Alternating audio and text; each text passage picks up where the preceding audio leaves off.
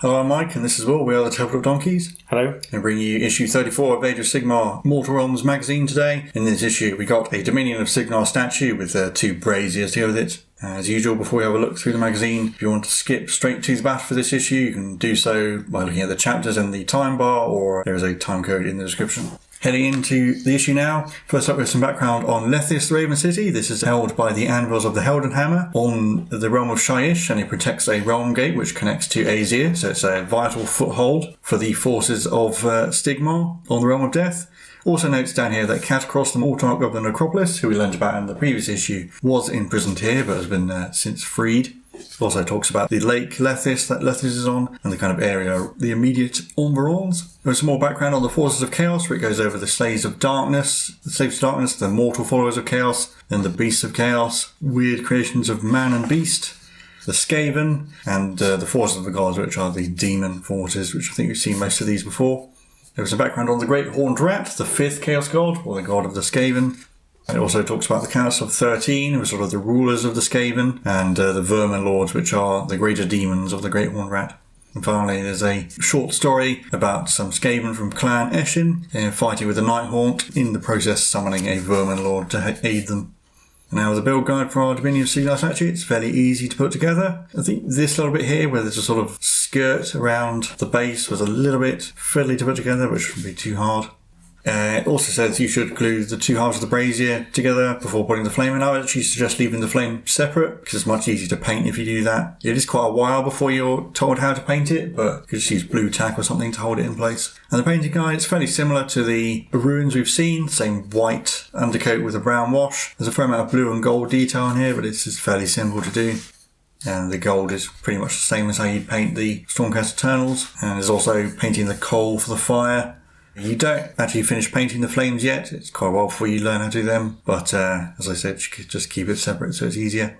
And with that over, we can get into our game for this issue.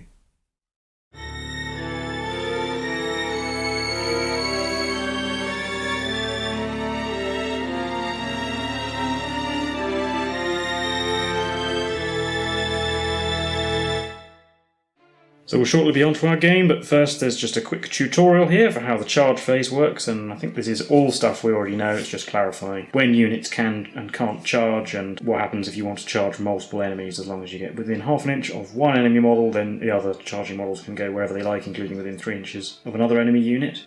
And the other side is examples specifically dedicated to flying charges, which again clarifies something we already been doing, which is that when making a charge with a unit that can fly, you could ignore vertical distance to go up over terrain, and indeed you can charge over enemy models. But featured in this battle is a model we haven't seen for a very long time, the Tomb Banshee, and she has an updated warscroll, which is I think exactly the same as it was before, except that she now has a ghostly howl ability.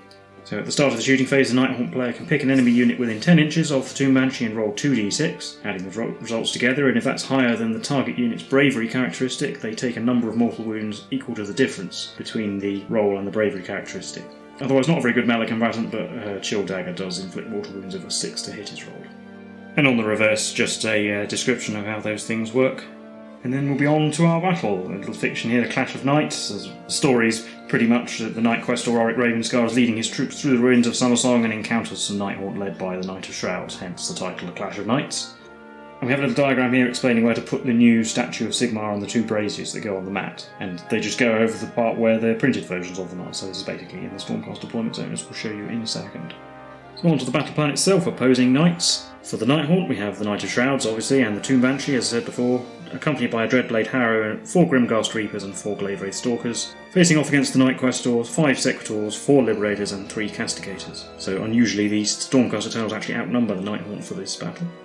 The mat, as you can see here, has 2 objectives in the centre, both 6 inches away from the central point, up down the centre dividing line, and our territories are as they've been in previous games, 6 inches on from the short board edges. Stormcast Eternals player deploys a unit first, and Stormcast gets the first turn in the first battle round. But a new thing for this game is victory points, which determine who wins. So essentially each side gains points for accomplishing certain things, and the one who has the most points at the end is the winner, or if they have an equal number then it will be a draw. So victory points are awarded for each objective controlled at the end of the game. The player who controls it gains a victory point, and the Stormcast gain a victory point if the Knight of Shrouds is killed, and the Nighthaunt gain a victory point if the Night-Questor was killed. So that's it for our battle plan. We'll have a look at the setup and then get straight into the game. So here we've set up the board. You can see the two objectives on the centre line, both 6 inches away from the centre of the board.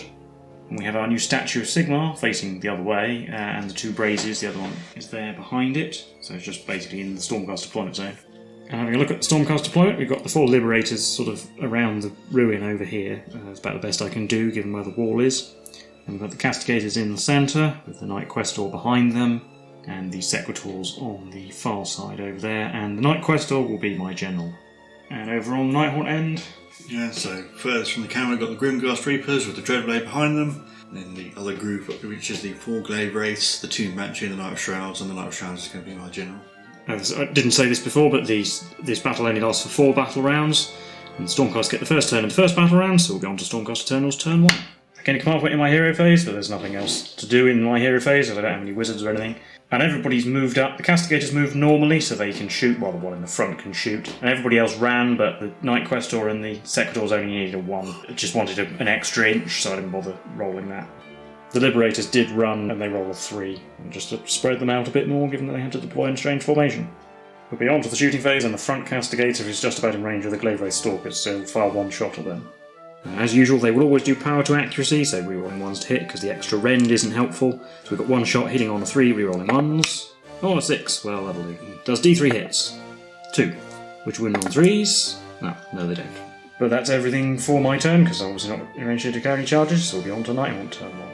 So in my movement phase, the Glaive Wraith Stalkers ran and rolled a 3, so they've moved up pretty much to exact distance. The Knight of Shrouds has moved normally, and that gets into there. The Tomb Banshee ran, I rolled a 1, so I spent my command point to turn it to a 6, which allows us to get in behind the Glaive Wraiths and within range of the Liberators. The Dreadblade has moved up 12, hopefully we'll charge the Castigators, and the Grimghast Reapers just moved up a little bit, staying in reserve for now, I suppose. Now we'll be on to the shooting phase. In the shooting phase, the Banshee is going to try and scream at the Liberators, because they're the only unit in range. Yeah, and it happens at the start of the shooting phase. It's not technically a shooting attack, so she can run and do it. So they are Bravery 7. I rolled an 8, so they take a mortal wound. And put that wound on the Liberator on the end here. So in the charge phase, I'll start with the Knight of Shrouds. He's going to charge. 6. That might be enough to get him in range of something. It's just enough to get him in range of the Liberators. No finish his charge like that. And then the Dreadblade Harrow is going to charge as well. Getting a 5, that's not going to be enough. So on to the combat phase.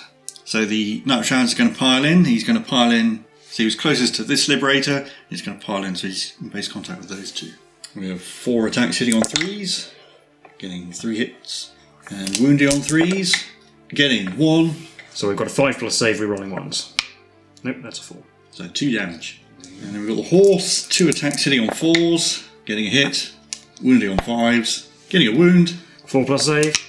Oh, I made it. So 2 damage finishes off this Liberator, and we'll put the wound on the one on the other end. Then they will pile in and attack back. Piling in like so. We've got 6 attacks hitting on 3s, because he does have 5 or more wounds on his warscroll. All of them in the box. We've got 4 hits. And wounding on 3s as well. 2. 4+ saves. Made on third one. Down to 5 wounds. But that's the end of the turn. Only 1 loss for the Liberators, so they're okay for the battle shock test. And we'll be on to the next battle round. So on to battle round 2 and rolling off. Ooh, I get a 4. I'm going to go first. I gain a command point in the hero phase, and nothing else happens. The Knight of Shrouds is going to stay in combat. The Glaive Wraiths and the Tomb Banshee have all moved up. The Tomb Banshee is now within 10 inches of the Sequitors. Dreadblade is going to move so he's 3 inches away from the Castigators, so he might be able to charge this time. And the Grimghast Reapers are just going to move up a little bit as well. Close enough to nab that objective if the Sequitors go a different way. And in the shooting phase, the Tomb Banshee is going to scream at the Sequitors. Bravery 7 again, so I get a 6, so nothing happens. So onto the charge phase, the Dreadblade Harrow will charge the Castigators. Needing anything but a 3, 7's going to be enough. So he's going to finish there. Yeah, and the Glaive Wraiths are going to charge. Getting a 6, that's probably going to be enough to get them to where I want them to go.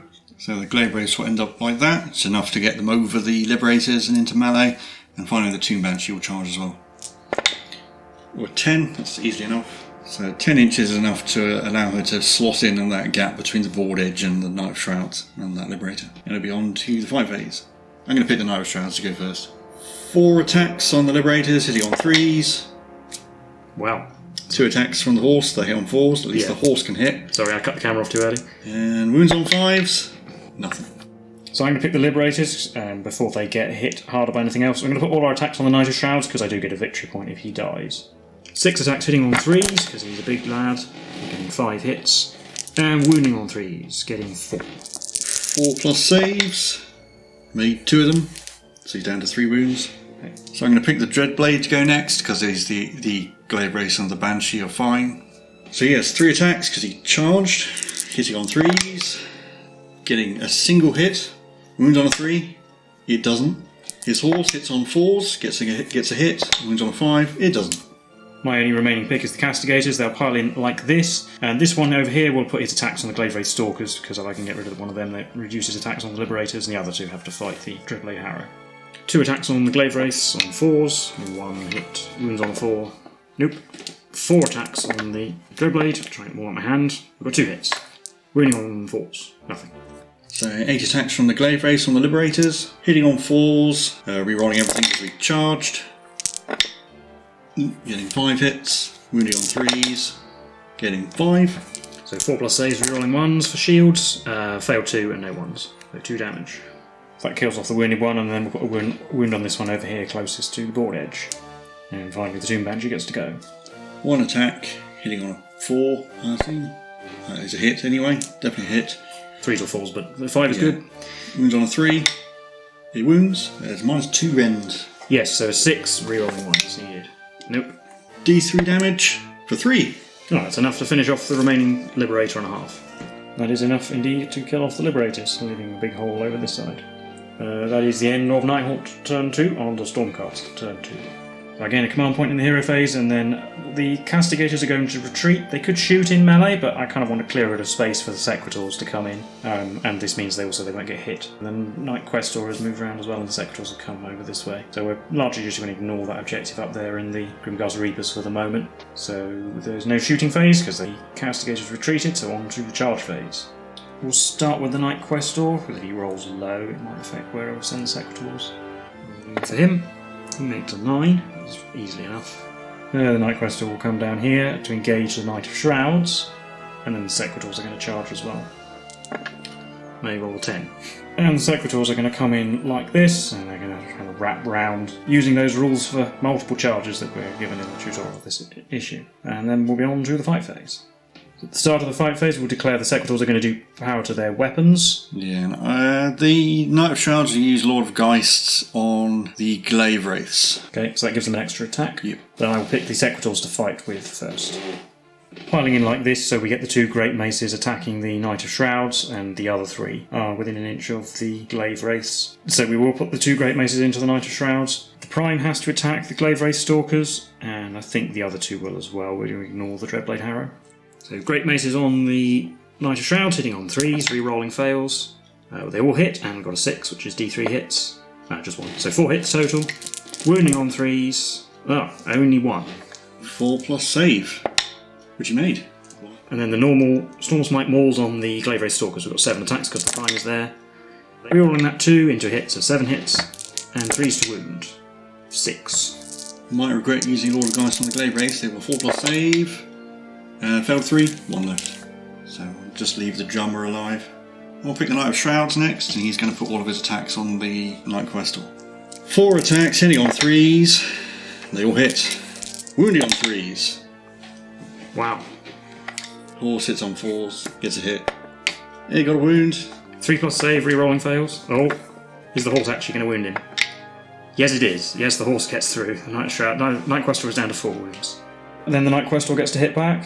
He will not pile in at all. We're going to put all his attacks on the Knight of Shrouds. Just 4 attacks hitting on 3s, re-rolling misses because he's fighting a hero, which is good because he's missed twice. Still missed once. Wounding on 3s, 6s of 2 damage. And double 6 and 5. So we've got 2 damage and a normal one. So the 2 6s, made 1, failed 1, and the 5 made it. So he's down to 1 wound. So I'm going to pick the Tomb Banshee to go. So she has to go like that. 1 attack, hitting on a 4, it hits. Wounds on a 3, it does. 6 plus save, re-rolling 1s, nope. D3 damage, 2. Kills the Sequitors. We will lose this regular Sequitor over here. The Glaive Wraith is going to pile in to there. He has 3 attacks because Lord of Geist, hitting on 4s, re-rolling because we got charged. They will hit. Wounding on 3s. They will wound. 4+ saves. Re-rolling 1s, but... Yeah, no re-rolls there, so another 2 damage. Losing the other regular Sequitor. Finally, the Dreadblade Harrow gets to pile in, and he did not charge, so he gets 4 attacks.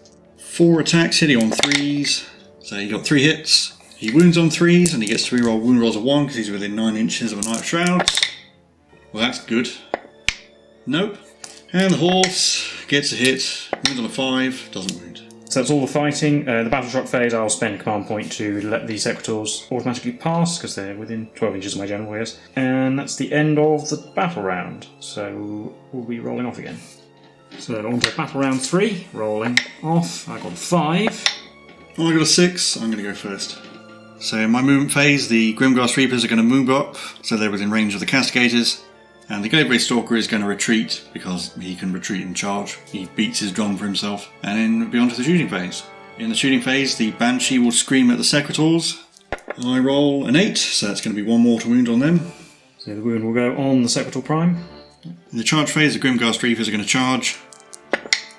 They get a 9. They're going to finish their charge like that, so the Death Knell is in range of the Knight-Questor. And finally, the remaining Glaive Wraith is going to charge as well. Anything but a 3, a 10. Charge, so he's right in the middle of everyone. So at the start of the combat phase, the Knight of Shrouds is going to use Lord of Geists on himself. And I get to pick my Sequitors. They're going to put power to weapons again. I'm going to pick the Knight of Shrouds to go first. He's going to put all of his attacks on the Knight-Questor. 5 attacks now because of Lord of Geists, hitting on 3s, getting 2, and wounding on 3s, getting 1. He got a wound! -1 range, so 4+ save, re-rolling 1s and 2s, but I got a 6.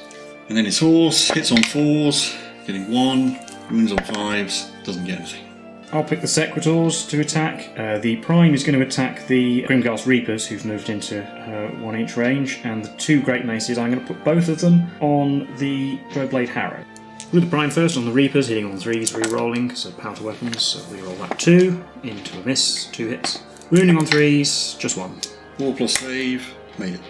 The Great Maces on the Dreadblade Harrow, 3s re-rolling. Ooh, I need all the re-rolls. Still only 3 hits. Wounding on 3s. 3 wounds though. 4+ save. Made 1, that's enough to live. Down to 1 wound.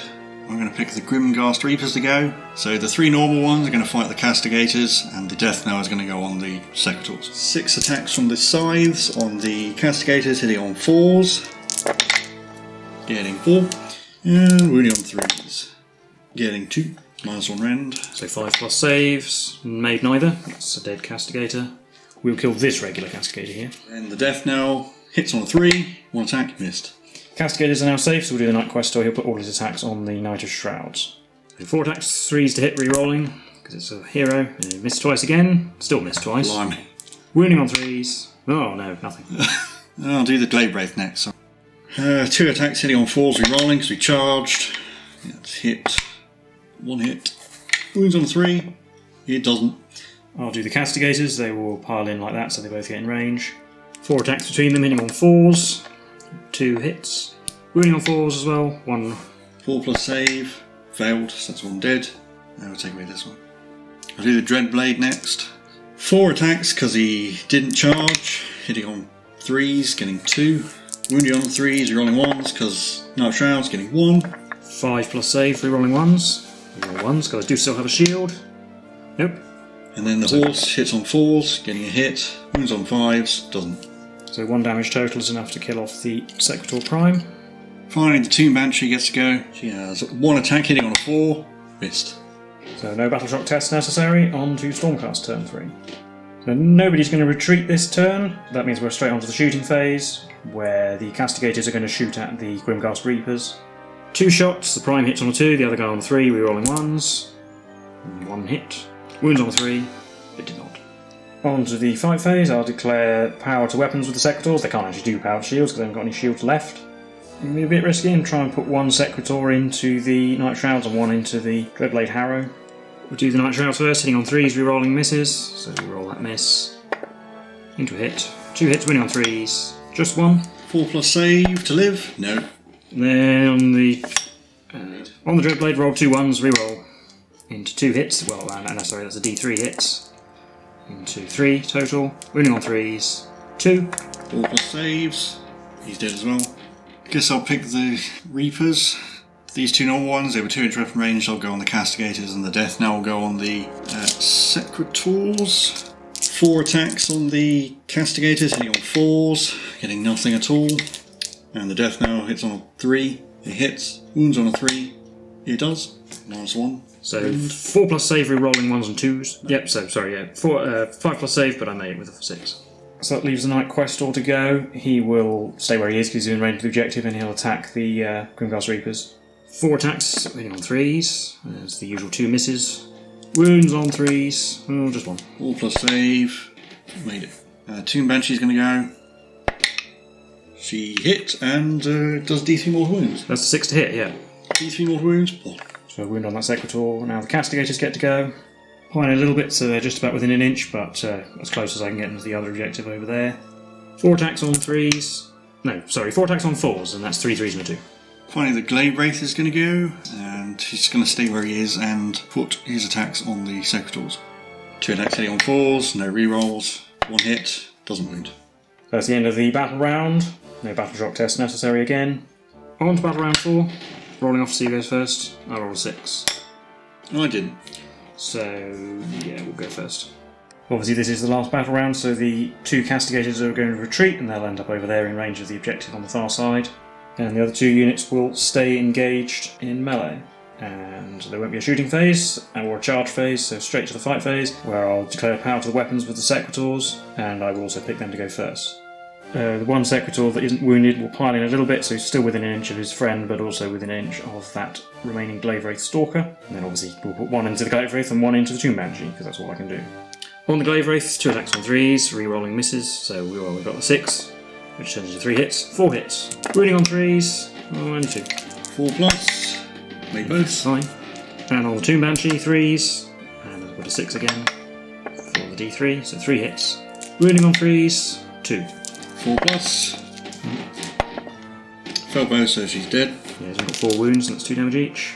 So picking the Grimghast Reapers. You're going to pile in.